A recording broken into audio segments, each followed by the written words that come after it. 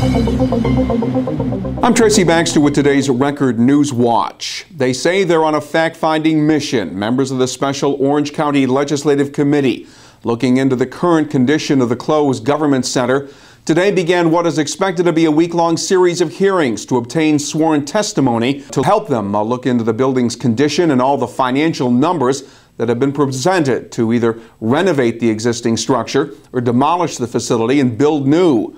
Opening testimony came from Al Fusco of Fusco Engineering, part of the team that examined the government center following tropical storms Irene and Lee. He would not comment on the opinion of those who believe the building had been poorly maintained prior to the storms. Did you get the same impression as you looked at these other reports that there was just a tremendous amount of lack of maintenance on this building?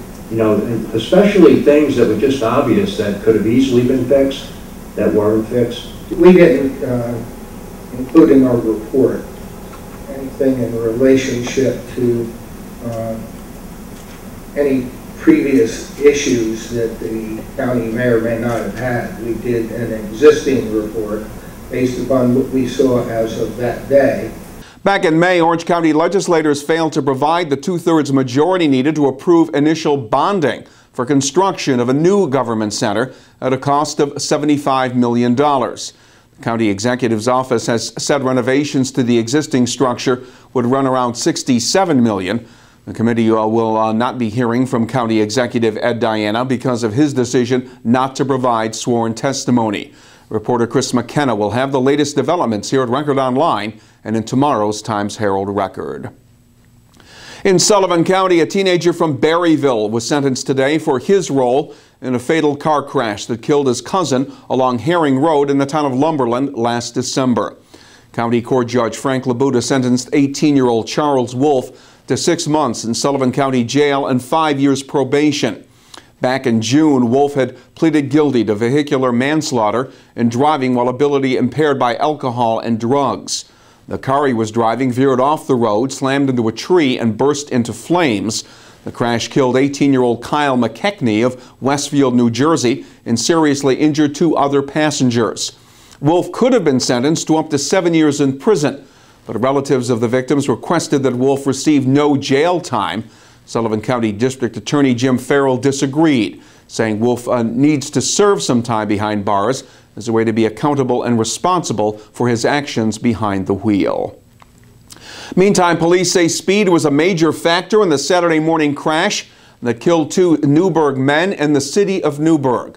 The 2003 BMW slammed into a tree and then a parked car on Leroy Place near Forsyth Place, killing 26-year-old Jorge Ayala and his 18-year-old brother Sonny. Jorge was pronounced dead at the scene. Sonny Ayala died after being rushed to St. Luke's Cornwall Hospital.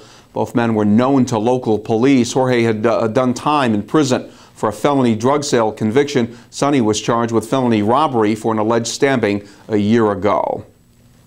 It's double trouble for a Monticello man who faces unrelated charges following a pair of incidents. Sullivan County Sheriff's deputies issued an all-points bulletin for 29-year-old Stephen Slezak after he was identified as the suspect in a gunpoint robbery of $350 taken from 2 men Thursday in the town of Thompson. Search for Slezak was hampered by the stormy weather, but Monticello police picked him up a day later on a heroin possession charge. Slezak is currently being held in Sullivan County Jail on charges of first-degree robbery and drug possession.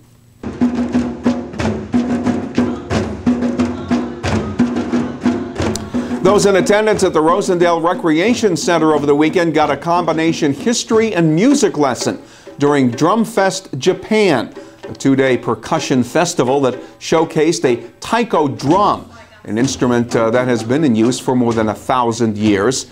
Certified rhythm instructor Elaine Fong conducted demonstrations and workshops.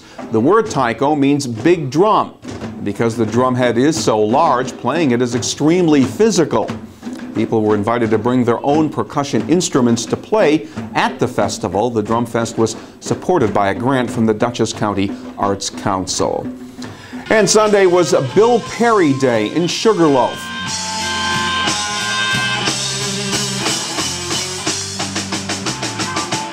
Lord have mercy.